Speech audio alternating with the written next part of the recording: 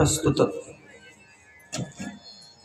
प्राप्त चिंतन रूपी चिंतन सेवेसाठी निवडलेला अभंग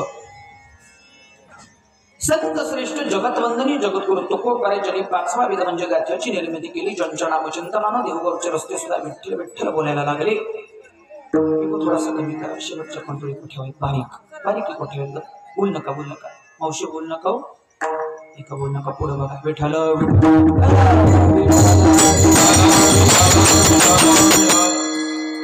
ज्यांनी 5वा वेद म्हणजे गाथ्याची निर्मिती केली. ज्यांच्या नामचिंतनानं देवगावचे रस्ते सुद्धा विठ्ठल विठ्ठल बोलायला लागले. एवढंच काय पण सकाळी न्यायला ज्यांना भगवान परमात्म्यानं स्वतःचं विमान पाठवलं आणि ज्या विमानात काळाच्या माथ्यावर पाय ठेवून ज्यांनी वैकुंठाचं गमन केलं. जगा काळ खाया आम्ही माथा दिला पाहिलं. काळाच्या माथ्यावर पाय ठेवून ज्यांनी वैकुंठाचं गमन करावं आणि ज्यावेळी वैकुंठात तुकोबाराय पोहोचले, विमानातून तुकोबाराय पोहोचले, त्यांनी जगाच्या मालकानं म्हणजे पंढरीश पांडुरंग परमात्म्यानं तुकोबारायांची वाट पाहत वैकुंठाच्या दाराशी उभं राहावं. वाढ वेळ झाला उभा पांडुरंग वैकुंठ श्रीरंग बोलावितो. खऱ्या अर्थानं भगवान परमात्म्याची ज्यांना प्राप्ती झाली, देव यांच्या घरी जेवायला आला. एवढंच काय, देवानं ज्यांच्या बरोबर भोजन करावं, देवानं ज्यांच्या बरोबर राहावं आणि देवानं ज्यांच्या बरोबर नामचिंतन करावं ते संत श्रेष्ठ जगद्गुरु तुकोबाराय. आणि त्याच तुकोबारायांचा सुंदर असा अगदी 4 चरणाचा आणि विशेष करून आजच्या दिवसाला अनुसरून असा अभंगाच्या चिंतन रूपी सेवेसाठी निवडला.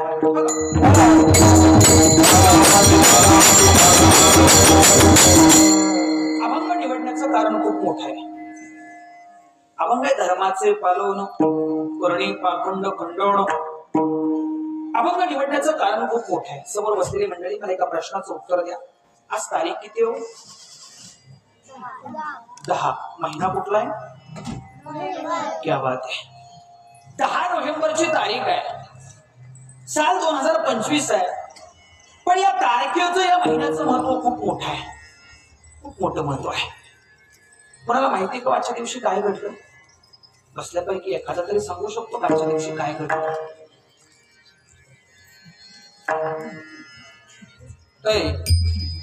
काय आमची कॅसेट तारखेवर जाऊन अडकली हो. आमच्या स्वराज्यासाठी केलेला त्याग आमच्या महाराजांनी आम्ही मात्र विसरलो. शोकांती काय महाराज आमची. या जगाच्या पाठीवर महाराज खऱ्या अर्थानं चांगली माणसं या समाजाला भेटत गेली, पण चांगली माणसं या समाजाला कळाली नाही. छत्रपती शिवाजी राजांसारखा राजा, ज्याला तुम्ही आम्ही स्वतःचे वंशज मानतो, छत्रपती शिवाजी राजे म्हणजे आमचे वंशज, राजांचे वंशज आम्ही आहेत असं मी पुन्हा पुन्हा सांगत असतो महाराज. पण त्याच छत्रपती शिवाजी राजांनी 10 नोव्हेंबर 1659 ला केलेला पराक्रम आम्ही विसरून जातो. अरे पलाट्य असणारा अफजल खान आणि त्या अफजल खानाला उभा गबरीत गाडण्याचं काम माझ्या छत्रपती शिवाजी राजांनी ज्या तारखेला केलं ती आजची तारीख आहे. विठ्ठल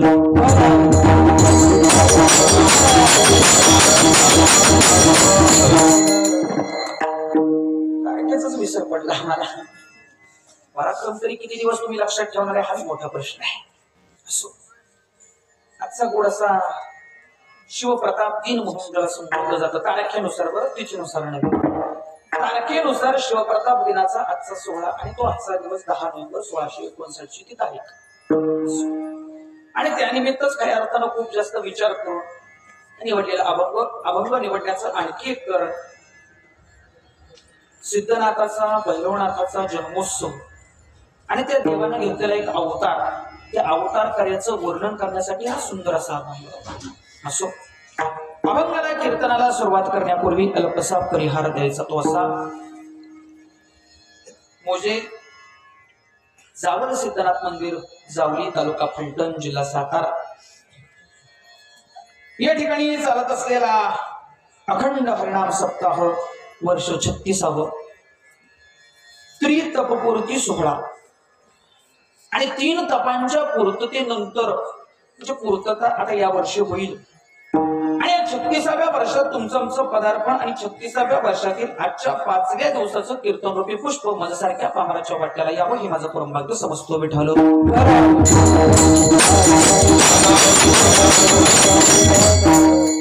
पहिलीच वेळ नाही, मला वाटतं या अगोदर 3 वर्षापूर्वी मी या ठिकाणी सेवा दिलेली होती. फरक फक्त एवढाच आहे, आम्ही दोघं सुद्धा बरोबर होतो. गुरुदत्त महाराजांनी मी दोघं बरोबर होतो. फरक फक्त एवढाच आहे, त्यावेळेला काळ्या रात्री 2 व्हीलर आलेलो, आता 4 व्हीलर नावे विठ्ठल.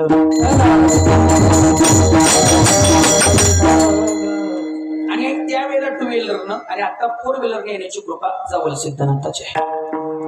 त्यांच्या कृपेनं आज 4 व्हीलर नावे. बरं सकल संत सज्जन मायबाप मंडळी, आनंद वाटावा तुम्हा सर्वांच्या ग्रामस्थांच्या नियोजनातून आयोजनातून चालत असलेला भव्य दिव्य असा सप्ताह सोहळा तुम्हा सर्वांना धन्यवाद देतो.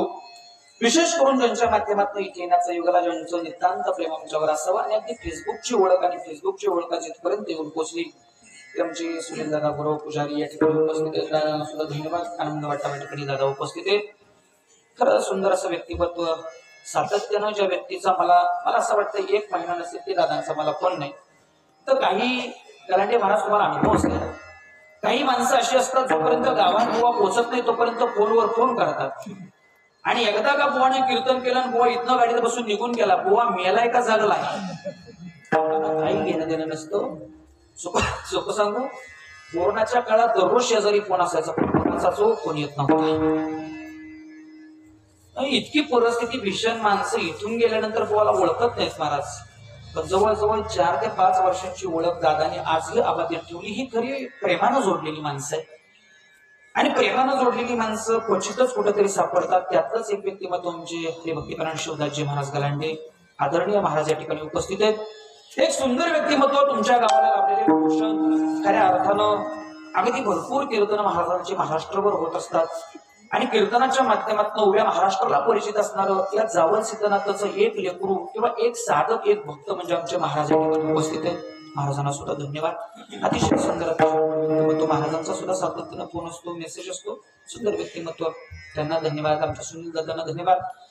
तद पद्धतीने या ठिकाणी विशेष करून उपस्थित राहिलेले आणि सुंदर असं कार्यक्रमाचं चित्रीकरण करणारे आमचे हरिभक्तीपरायण शेलार महाराज या ठिकाणी उपस्थित आहेत. एक सुंदर गोड व्यक्तिमत्व, अगदी युट्यूबला ज्यांचा सुंदर असा चॅनल आहे आणि त्या चॅनलवर या कार्यक्रमाचं प्रक्षेपण करणारे आमचे शेलार महाराज, त्यांना धन्यवाद.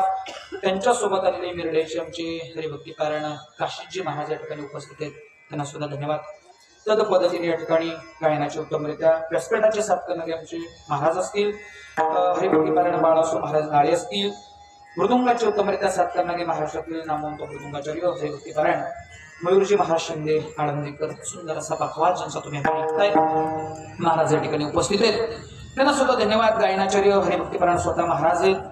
तद पद्धतीने हरिभक्तीपरायण भरतजी महाराज शास्त्री या ठिकाणी महाराज उपस्थित आहेत. एक गोड व्यक्तिमत्व आणि मला वाटतं ज्यांची प्रथम दिवसाचं गोड असं कीर्तनरूपी पुष्प झालं ते महाराज या ठिकाणी उपस्थित, त्यांना धन्यवाद. हरिभक्तीपरायण सिद्धेश्वर महाराज निंबाळकर, मला वाटतं मागं भेट आपली कुठेतरी झाली, पण आता कुठं झाली ही तुला नाव भेट झाली. सुंदर व्यक्तिमत्व, तरणा भाग्यवंत सिद्धेश्वर महाराज निंबाळकर आळंदी या ठिकाणी महाराज उपस्थित, त्यांना धन्यवाद. हरिभक्तीपरायण सूर्यवंशी महाराज, तद पद्धतीने माझ्यासोबत आलेले हरिभक्तीपरायण गुरुदत्त महाराज गुरु महाराज या ठिकाणी उपस्थित आहेत, त्यांना सुद्धा धन्यवाद. काकड्याला साथ देणारे भजनी मंडळ असेल, तुम्ही समस्त वारकरी संप्रदायातील उत्तुंग क्षेत्रावर पोहोचलेली सर्व मंडळी असेल, तुम्हाला सर्वांना धन्यवाद. कोकणात असणारे विनेकरी बाबा, दोन्ही विनेकरी बाबांना धन्यवाद. तद पद्धतीने या ठिकाणी उपस्थित सकल संत सज्जन मायबाप मंडळ ज्यांची गोड संसृष्टीच्या कार्यक्रमाला लाभली ते कोमने दादा, त्यांची सुंदर अशी संसृष्टी या कार्यक्रमाला लाभली. दादांना सुद्धा धन्यवाद. भव्य दिव्याचा मंडप, भव्य दिव्याचं नियोजन, तुम्ही सकल संत सज्जन मायबाप मंडळ गोड बसलाय. फक्त एकच बोल नका, फक्त एकच विनंती, ज्या ज्यावेळी विठ्ठल नामाचा गजर होईल समोर बसलेली मंडळी आपले 2 हात थोडे मोकळे करायचे, हातावर हात आपटायचा, हाताने टाळी वाजवायची, मुखाने देवाचं नाव घ्यायचं. विठ्ठल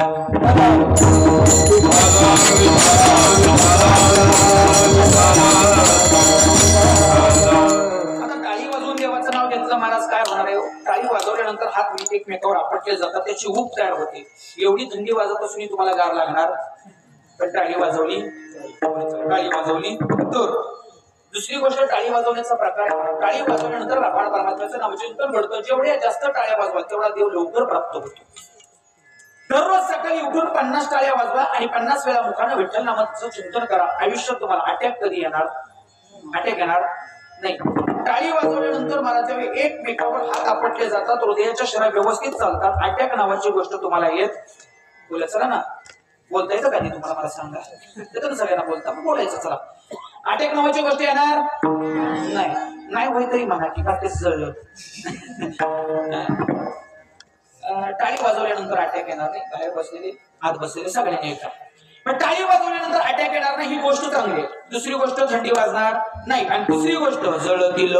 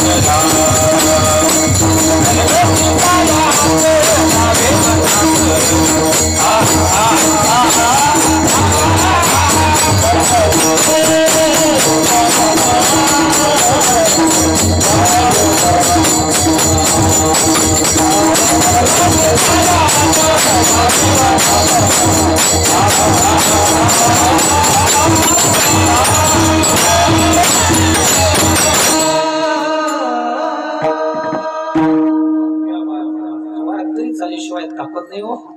सोनी मराठीची सगळ्यात माझी आवडती चाल नाम संकीर्तन साधन पैसोपी आ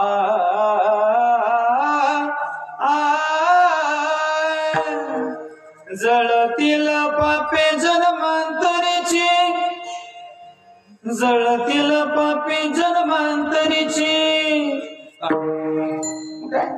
जळतील पापे जन्मांतरीची जन्माची पाप जाळण्याची ताकद देवाच्या नावात आहे. मुखी नाम हाती मोक्ष ऐसी साक्ष बहुतांची.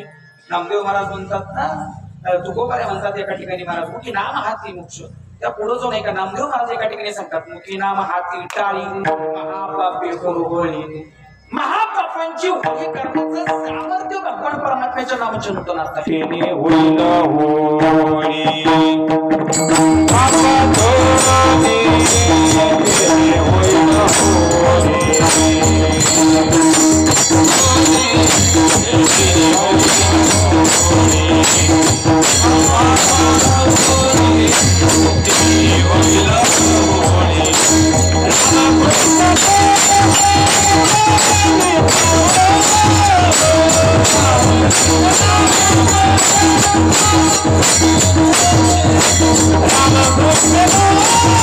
I'm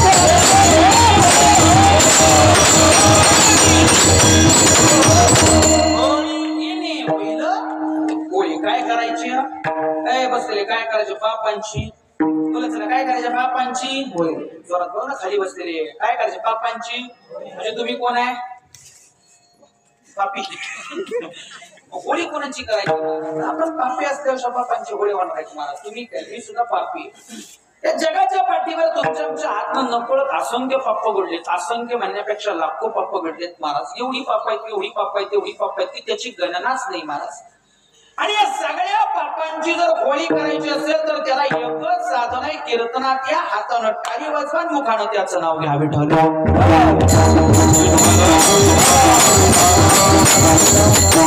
पहिला नियम हातानं टाळी मुखानं दुसरा नियम ज्या ज्या प्रश्न विचारले ते वेळी उत्तर द्यायची तिसरा नियम कुणी झोपायचं नाही ना कीर्तनात जो झोपतो ना महाराज त्याच्यासारखा पापी या जगाच्या पाठीवर दुसरा कोणता नाही मग या टाळी वाजवून पाप करावायला पण पाप करून बसावं टाळी वाजवली पाप गेली पण झोपला त्याच्या चौपट वाढली कितपट चौपट वाढली सोपं सांगू सोपं ऐका सोपं सांगू सोपं कीर्तनात बसलं जर एखादा झोपला ते पाप त्याला नाही त्याच्या शेजारच्याला लागते शेजारी ठेवायचं आपल्या शेजारी जागा कसा ठेवायचा चिमटा घ्या आपण जागा ठेवा विठ्ठल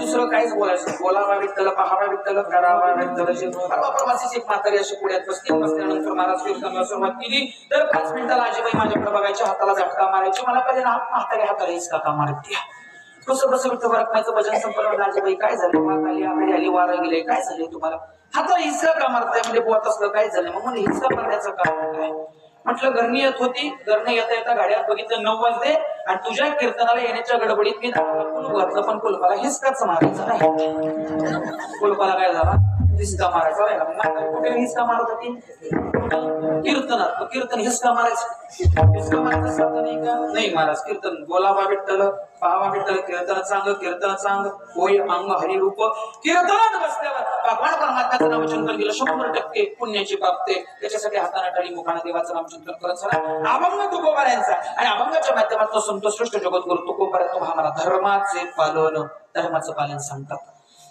आमचा अवतार कशासाठी देवाचा अवतार कशासाठी तुमचा आमचा अवतार या जगाच्या पाठीवर कशासाठी अरे भगवान परमात्म्यानं निर्माण केलेला मनुष्याचं देह पण या देहाचं कारण आणि या देहाची सार्थकता कशात आहे तर तुकोबारा एकच सांगतात तुम्हाला काय करावं लागेल धर्माचे पालन करणे पाखंड खंडळ धर्माचं पालन तुकोबारा करत असताना पुढचा शब्द वापरतात की करणे पाखंड खंडळ धर्माचं पालन करायचं इथपर्यंत ठीक आहे पण त्याच्या अगोदर तुम्हाला धर्माच्या पाखंडाचं खंडन करावं लागेल धर्माचे पालन केलं कुणी केलं संतांनी केलं या जगाच्या पाठीवर संत आले कशासाठी आले या जगाच्या पाठीवर संत आले संतांनी धर्माचं पालन केलं संतांनी या जगाला जाग केलं संतांनी या जगाला सावरलं संतांनी अवतारातून माथराय आकार उद्धराया जन जोड जीव काय केलं संतांनी जगजोगी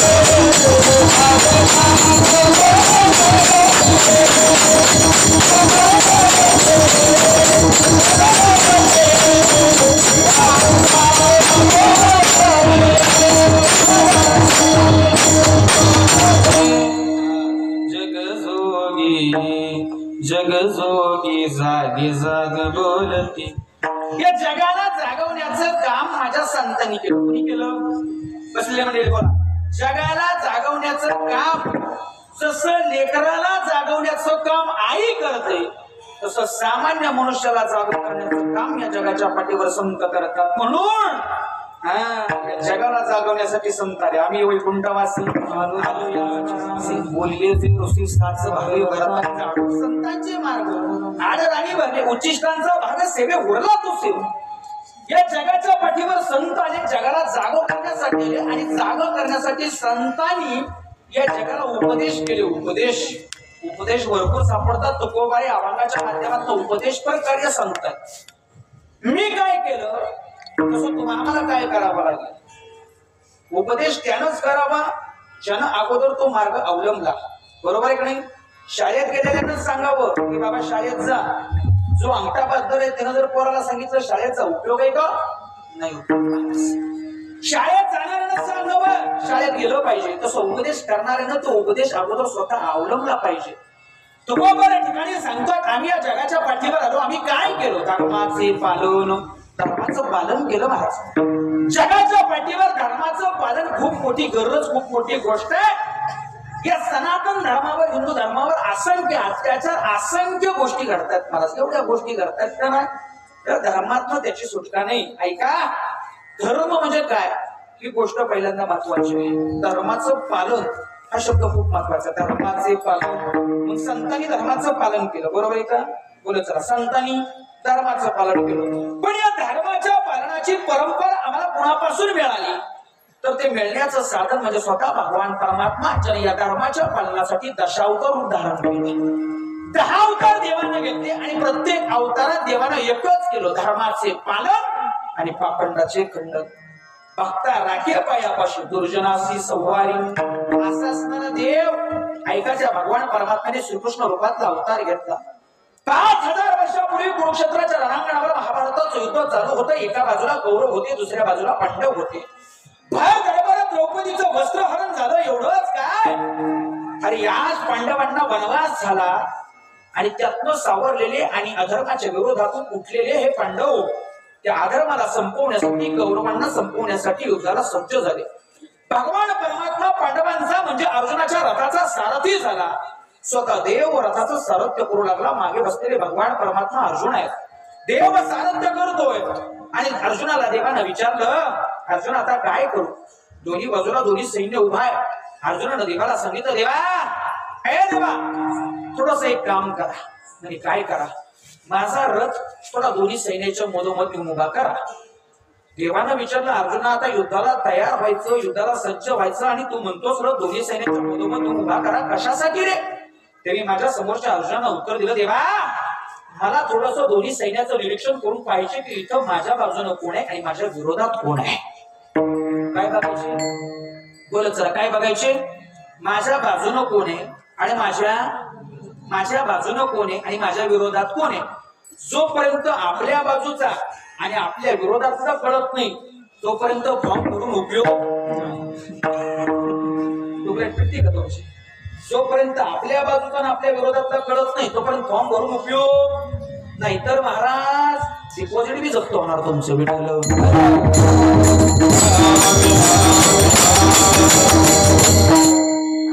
डोक्यात घेतलं आणि जेव्हा इथं आपल्या बाजूने कोण आहे आपल्या विरोधात कोण आहे ते बघितलं पाहिजे.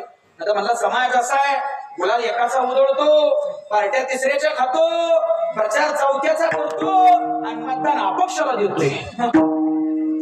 काय घेऊन बसलाय समाजाचं कुठे महाराज. कारण ते महाराज समाज चांगला आहे का. समाज लय विचित्र. समाज लय विचित्र महाराज. कीर्तनात बसल्या बसल्या म्हातारा म्हणतो काय मुवाने कीर्तन केलं आणि नुसतं इथनं उठलं रस्त्याला लागले की म्हणतं त्याचा धंदाच आहे तो. परिस्थिती एवढी विचित्र आहे महाराज. माणसं तोंडावर चांगली बोलतात पाठीमागनं किती माप काढतात बुवांची सांगता येत नाही. एक आमच्या गावात आम्ही बाहेर निघताना म्हणतो बुवा आज कुठं खेळ आता खेळ कराय मी डोंबारी का पत्राच आहे म्हणतात महाराज. का गौतमी पाटील आहे म्हणतात माणसं. म्हणजे माणसं तोंडावर बोलणारी महाराज मागणं चांगलं बोलते गॅरंटी नाही किंवा तोंडावर आपल्या बरोबर असणारी मागणं आपल्या बरोबर असते गॅरंटी नाही महाराज. आणि मग मोठा प्रश्न पडला आणि एक काम करा रथ दोन्ही सैन्याच्या मधोमध घेऊन उभा करा. आणि मग देवानं लगाम खेचला घोड्यांचा आणि तो घोड्यांचा रथ असणारा भगवान परमात्म्याचा अर्जुनाचा रथ दोन्ही सैन्याच्या मधोमध घेऊन उभा केला. अर्जुनानं दोन्ही सैन्याचं निरीक्षण केलं. पहिल्यांदा कुणाकडे पाहिलं असेल समोर बसलेली मंडळी.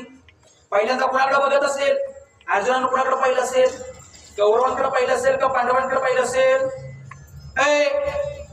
जवळी कळतंय तुम्हाला? अर्जुनानं कौरवांकडे पाहिलं असेल का पांडवांकडे पाहिलं असेल? तर सोपं सांगू, अर्जुनानं विरोधकाकडे पाहिलं असेल का आपल्या माणसांकडे पाहिलं असेल? जोरात बोला, जोरात. कुणाकडं?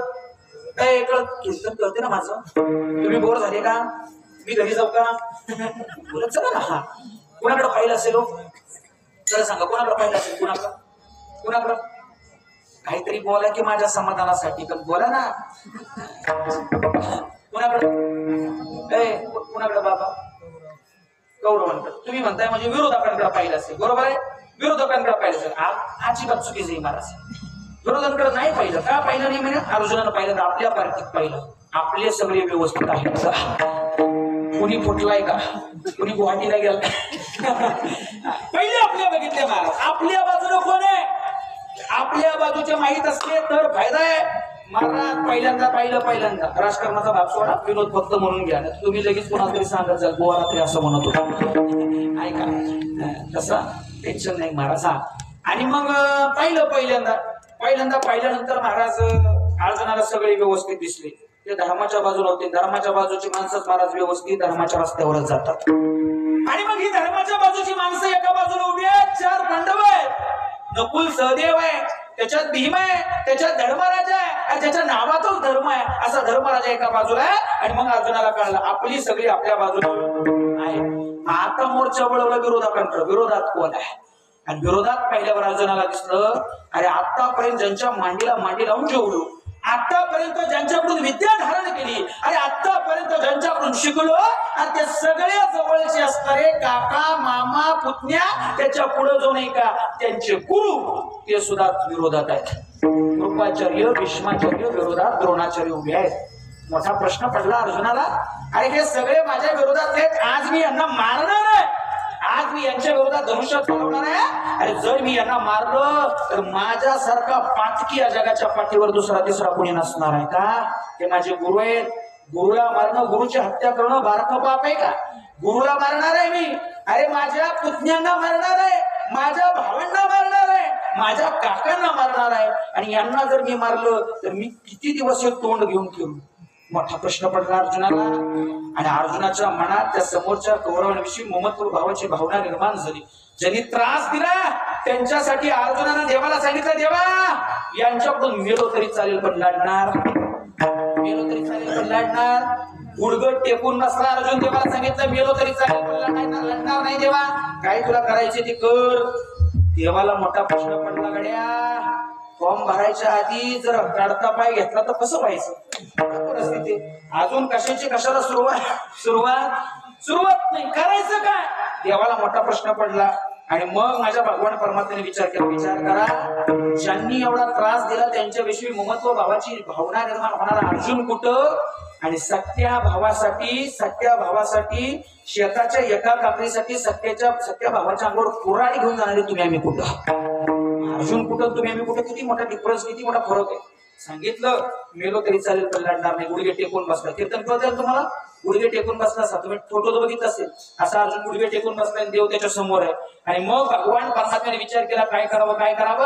आणि या जगाच्या पाठीवर धर्माचं पालन करण्यासाठी भगवान परमात्म्याच्या मुखातनं जो पहिला ग्रंथ बाहेर पडला तो भगवद्गीता नावाचा ग्रंथ, ज्याला श्रीमद भगवद्गीता म्हटलं जातं. ती श्रीमद भगवद्गीता भगवान परमात्म्यानं अर्जुनाच्या मनाचं परिवर्तन करण्यासाठी कुरुक्षेत्राच्या रणांगणावर 5000 वर्षापूर्वी सांगितली. किती वर्षापूर्वी? 5000 वर्षापूर्वी कुरुक्षेत्राच्या रणांगणावर भगवान परमात्म्यानं अर्जुनाला भगवद्गीता सांगितली. आणि श्रीमद भगवद्गीतेचा परिणाम असा झाला, शेवटचा श्लोक अर्जुनाने ऐकला, यत्र योगेश्वर कृष्णो यत्र पार्थो धनुर्धरा तत्र श्री विजय भूतिरद्रोहानी तिरुमतिर मम. एवढा श्लोक अर्जुनाने ऐकला आणि देवाला सांगितलं, देवा बस, आता मी लढायला तयार आहे. आता मी धर्माचं पालन करायला तयार आहे. मग कौरव कसे होते हो? धार्मिक होते का अधर्मानं वागणारे होते? समोर बसलेले महिला मंडळ कौरव कसे होते?